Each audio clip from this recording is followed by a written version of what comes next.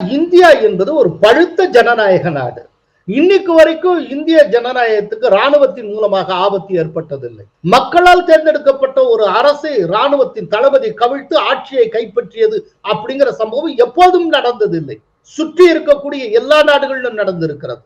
பாகிஸ்தான் கேட்கவே வேண்டாம், எத்தனையோ தடவை ராணுவம் ஆட்சியை கைப்பற்றிடும். கடைசியில் ராணுவ தளபதி அதிபர் ஆவார். முஷாரப் எப்படி வந்தார்? அதே போல பங்களாதேஷ்ல எர்ஷாத் இல்லையா?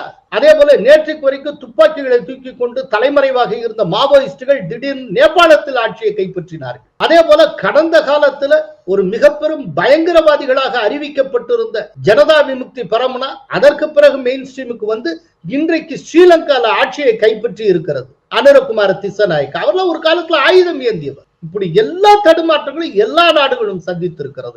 இந்தியா ஒருபோதும் எந்த தடுமாற்றத்தையும் சந்தித்தது கிடையாது. ஜனநாயகத்தை அப்பழுக்கு இல்லாமல் கேரி பண்ணிட்டு வந்திருக்கு. அது காங்கிரஸ் அரசா இருக்கலாம், அதுக்கு பின்னால இப்ப வந்திருக்கு பிஜேபி அரசா இருக்கலாம். ஆனா ஓவராலா ஜனநாயகம் இந்தியாவில் காப்பாற்றப்பட்டு வந்திருக்கிறது. இந்திய ஜனநாயகத்துக்கு ஏற்பட்ட ஒரே ஒரு கரும்புள்ளி அது எமர்ஜென்சியா மட்டும்தான் இருக்கும் நான் நினைக்கிறேன். இந்தியால இயற்கையாகவே ஜனநாயக விழுமியம் மிக அதிகம். அதனால ஒரு இந்திய அரசு ஜனநாயகமற்ற எதையும் ஏற்காது.